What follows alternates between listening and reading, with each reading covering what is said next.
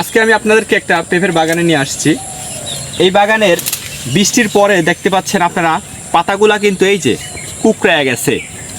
Tobacco mosaic নামক একটা virus প্রচণ্ড লেভেলে আগমনের কারণে কিন্তু এই যে প্রত্যেকটা পাতাই কিন্তু কুঁকড়ায় গেছে। মূলত এই যে গাছগুলা কিন্তু মূলত সুস্থই ছিল। দেখেন এই পাতা কোঁকড়ানোর ফলে গাছের চিত্রটা দেখেন, ফলগুলা কিন্তু শুকায় গেছে এবং এরপর থেকে সাদা সাদা হয়ে গেছে। এরপর থেকে কিন্তু আর আপনার ফলগুলা যদি গাছের এই পরিস্থিতিটা ঠিক না করা যায় তাহলে কিন্তু এই যে দেখেন কচি পাতাগুলা কিন্তু এই যে পোকা উড়ে গেল, মাকড়, লাল মাকড় একটা উড়ায় গেল। তো লাল মাকড়, সাদামাছি, জাপ পোকা, চোষক পোকা, সকল ধরনের পোকার আক্রমণ যখন এই যে বৃষ্টির পরে প্রচণ্ড লেভেলে বেড়ে যায়, আর এই জায়গাটা কেন বেশি কুঁকড়ায়, কারণ এই জায়গাটা গাছের যখন রোদের তাপমাত্রাটা বেশি থাকে, এই যে বৃষ্টির আগে যে প্রচণ্ড পরিমাণ তাপমাত্রা গেল, ঠিক তখন কিন্তু এই জায়গাটা একটু ঠান্ডা থাকে, তখন এই জায়গায় পোকার আক্রমণটা বেড়ে যায় এবং এই কারণে কিন্তু কচি পাতাগুলোতে কিন্তু রোদের সময় আপনি দেখবেন আক্রমণটা বেশি, কচি পাতা কুঁকড়ায় যায়। দেখেন এখন আমি কথা বলবো যে এই কোঁকড়ানোর ফলে কি হয়, তারপর আমি জানিয়ে দেবো আপনাদের এই কোঁকড়ানোর সমাধানটা কি। দেখেন এই বৃষ্টির পরে পোকার আক্রমণটা বেড়ে গেছে, ভাইরাসের আক্রমণটাও বেড়ে গেছে, যার কারণে কিন্তু আপনার এই পাতাগুলা বেশি কুঁকড়ায় গেছে, আর এর ফলে এই যে ফলনটা কিন্তু কমে আসছে। এই ফলগুলা কিন্তু অধিকাংশই বাঁচবে না। আর দেখেন নিচের ফলগুলা কিন্তু এই অবস্থা হয়ে গেছে। তার একমাত্র কারণ এই যে গাছের এই যে আপনারা দেখতে পাচ্ছেন পাতাটা, এই পাতাটাই হচ্ছে খাদ্য তৈরি করে সূর্যের আলোর উপস্থিতিতে এবং নিচ থেকে সেই খাদ্য তৈরি করে এবং তার ফলে কিন্তু ফলনটা তৈরি হয়। এই পাতার যদি এই অবস্থা হয় তাহলে ফলনটা কি করে ভালো আসবে? এই কারণেই কিন্তু আপনার পাতার সুস্থতাই কিন্তু পেঁপে গাছের মেইন সুস্থতা। আপনি পাতা দেখলেই বুঝতে পারবেন যে আসলে আপনার গাছ সুস্থ আছে কি না। দেখেন প্রত্যেকটা গাছের পাতা কিন্তু কুঁকড়ে গেছে। আসলে আমি ভিডিওর শেষে জানিয়ে দেব এই পাতা কুঁকড়ানো রোগের কি করে আপনি সমাধান করবেন। আর এখন আমি যেটা বলতেছি যে আপনার এই যে ফলনটা কমে আসার কিন্তু আরেকটা গুরুত্বপূর্ণ কারণ আছে, সেটা হচ্ছে আপনি নিচের দিকে দেখেন, গাছের ঠিক নিচের দিকে গোড়াতে যদি আপনার মাটির স্তর কিন্তু আপনার এই পর্যন্ত এখন থাকার কথা, মাটি দিয়ে আরেকবার খাদ্য দিয়ে এই যে ঘাসের কারণেও কিন্তু আপনার ফলনটা কমে আসছে। দেখেন এই জমিতে কিন্তু প্রচুর পরিমাণে ঘাস, ড্রেনটা কিন্তু ড্রেন থেকে মাটি তুলে কিন্তু আপনার গাছের গোড়ায় মাটি দিতে হবে এবং গাছের গোড়ার কিন্তু প্রচুর পরিমাণে অণুজীব বা ময়লা আবর্জনা আছে, এগুলো পরিষ্কার করে তারপর গাছের গোড়াতে খাদ্য দিয়ে সুন্দর করে বেড করে দিতে হবে। সুন্দর করে এই যে পোকামাকড় এগুলা কিন্তু ক্ষতিকারক, ঠিক আছে, এগুলো ক্ষতিকারক, তো এগুলা সরিয়ে দিতে হবে। এখন আমি কথা বলবো যে দেখেন প্রত্যেকটা গাছ, এই যে দেখেন এই গাছগুলা কিন্তু টোবাকো মোজাইক ভাইরাসের আক্রমণ প্রচুর পরিমাণে বেড়ে গেছে। এখন মূলত আপনার এই গাছে মোজাইক ভাইরাস লাগতো না যদি আপনি এই গাছের আগে, অর্থাৎ এই মোজাইক ভাইরাসটা কিন্তু আপনার মূলত গাছের বয়স যখন ফুল ফল যখন সেট আপ হয় তখন কিন্তু গাছের প্রচুর পরিমাণে একটা খাদ্য চাহিদা তৈরি হয়। সেই খাদ্যটা যদি আপনি সঠিক মতো দিতে পারেন তাহলে আপনার ফলনটা কিন্তু এই যে দেখতে পাচ্ছেন এরকম একটা ফলন চলে আসবে। আপনি যদি যখন ফুল ফলটা সেট আপ হয় তখন যদি আপনি সঠিক পরিমাণে খাদ্য দিতে পারেন, হ্যাঁ, অর্থাৎ ওই সময় আপনার খাদ্য দিতে হবে প্রায় গাছ প্রতি 5 থেকে 7 কেজি বা 10 কেজি আপনার জৈব সার দিতে হবে। আপনারা অনেকে জানেন না যে জৈব সারের কারণেই কিন্তু ফলগুলা অনেক বড় হয় এবং প্রচুর পরিমাণে ফল টিকে যায় এবং ফলনও বৃদ্ধি পায়। জৈব সার দিতে হবে 5 থেকে 10 কেজি এবং টিএসপি ডিএপি এগুলা 100 থেকে 150 গ্রাম করে দিতে হবে। এমওপি দিতে হবে 150 থেকে 200 গ্রাম। তারপর দিবেন আপনি ইউরিয়া, যদি গাছের অবস্থা ভেদে তারপরে ইউরিয়াটা প্রয়োগ করতে হবে। তারপর জিপসার দিবেন 50 গ্রাম, ব্রোন দিবেন 10 গ্রাম। এইভাবে কিন্তু গাছের আপনার খাদ্যটা দিয়ে দিতে হবে। তা না হলে কিন্তু আপনার গাছের বয়স যখন ঠিক 2 মাস হবে তখন কিন্তু এই খাদ্যটা দিবেন আপনি।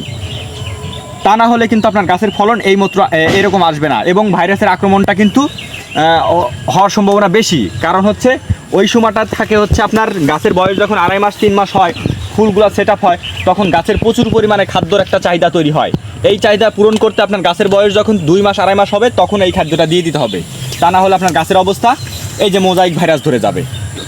একদিকে খাদ্যর চাহিদা বেশি, অন্যদিকে পোকার আক্রমণ, দুয়ে মিলে কিন্তু আপনার গাছের এই অবস্থা হয়ে যাবে। মোজাইক ভাইরাস যখন আপনার মূলত লাগেই হচ্ছে যখন ফুল ফলটা সেট আপ হয়।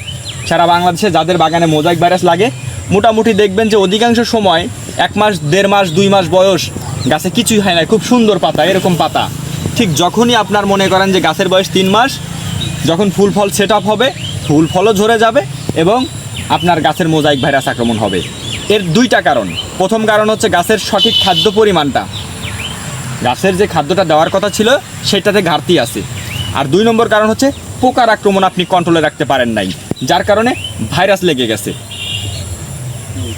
এখন আমি দর্শক বন্ধুরা আমি এই ভিডিওতে আপনাদের জানিয়ে দেব, এই যে দেখতে পাচ্ছেন এরকম অবস্থা আগমন দেখলে পরে আপনি কি প্রতিক্রিয়া ব্যবস্থা চালু করবেন এবং কিভাবে আপনি এই মোজাইক ভাইরাসের আক্রমণটা প্রতিরোধ করবেন। সর্বপ্রথম আপনি কচি পাতাতে এইরকম অবস্থা দেখবেন, উপরের দিকে ভাঁজ হয়ে গেছে।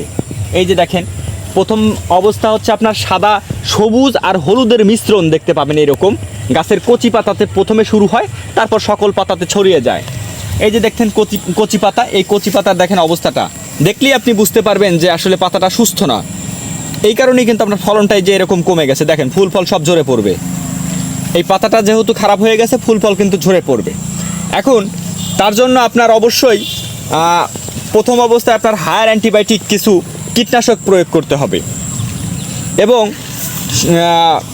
প্রতি সপ্তাহে আপনার প্রায় 2টা স্প্রে করতে হবে। আপনার ছত্রাকনাশক, হায়ার অ্যান্টিবায়োটিকের যে ছত্রাকনাশকগুলো আছে সেগুলো স্প্রে করতে হবে এবং আপনার যে অ্যাবামেকটিক বেনজয়েড গ্রুপের, ক্লোরোফিনাভাইড গ্রুপের, তারপর হচ্ছে ল্যামডা সাইহ্যালোথিন আছে, তারপর আপনার আরও কিছু পাওয়ারফুল গ্রুপ আছে। এই গ্রুপের ওষুধগুলো একটা সঠিক সংমিশ্রণ কম্বিনেশন করে যদি স্প্রে করতে পারেন তাহলে এই রোগটা প্রায় 2 থেকে 3টা স্প্রে করার পর গাছগুলা মোটামুটি আবার সবুজ সতেজ কন্ট্রোলে চলে আসবে। তো আমি বলবো যে আসলে গাছ ভাইরাসের আক্রমণ লাগার আগেই 2 মাস বয়সের থেকে আপনি হায়ার অ্যান্টিবায়োটিক মাত্রায় মানে ভালো মানের ছত্রাকনাশক এবং কীটনাশক ইউজ করবেন এবং গাছের যে খাদ্য চাহিদা একদম ভরপুর রাখবেন, তাহলে আপনার গাছের এই অবস্থাটা হবে না। আর অবশ্যই বৃষ্টি যখন নামবে, বৃষ্টির শেষের দিকে, ধরেন বৃষ্টি আজকে আপনার 3 দিন ধরে বৃষ্টি নামছে, আজকে বৃষ্টিটা শেষ, ঠিক এই শেষ হওয়ার মুহূর্তেই আপনি ছত্রাকনাশক প্রয়োগ করবেন।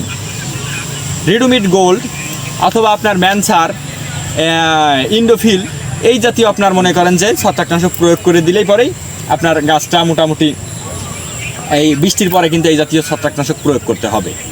এই বাগানে দেখেন আমরা কি পরিমাণে অলরেডি এই সময় আমরা হারভেস্ট করতেছি। এখন বাজার মোটামুটি ভালো, বাজারটা প্রায় 2 থেকে 2200 টাকা মন। এই দেখতে পাচ্ছেন আপনারা এই জায়গা আছেন, মাশাআল্লাহ অনেক সুন্দর ফলন আসছে। ফলনগুলা দেখতে পাচ্ছেন আপনারা, এই দেখেন আসলে এগুলা সবই গ্রিন এগ্রোর শিডিউল স্প্রে মেনটেন করার ফলে আমরা কিন্তু এত সুন্দর ফলন পাই। এখানে নিয়ে আসো।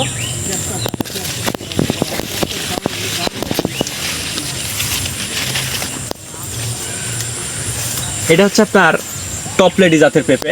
এই যে এটা হচ্ছে টপ লেডি জাতের পেঁপে, একটা আপনার 2 কেজি করে আছে, 2 কেজি 1.5 কেজি 2 কেজি 2.5 কেজি করে আছে নিচের দিকে। এই যে এই সাইডে 1.5 কেজি 2 কেজি 2.5 কেজি আছে। এই যে এগুলা, এটা হচ্ছে আপনার গ্রিন লেডি, এগুলো আপনার 3 কেজি করে আছে, 3 কেজি।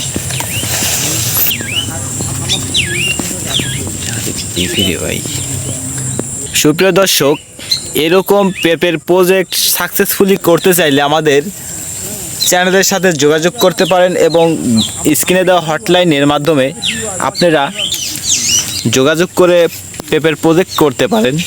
আজকের ভিডিও এ পর্যন্তই। ধন্যবাদ সবাইকে। আসসালামু আলাইকুম।